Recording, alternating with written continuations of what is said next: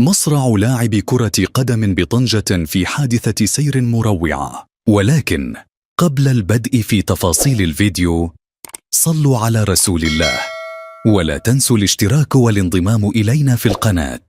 شهدت مدينة طنجة حادثة سير مروعة أودت بحياة محمد البقالي، أحد أبرز الوجوه الشابة في رياضة كرة القدم بالمدينة، والذي يمارس في فريق الفتيان بنادي وداد طنجة، حيث لقي مصرعه بعد اصطدام دراجته النارية بجدار نفق مركز الحليب في ساعة متأخرة من ليلة الجمعة.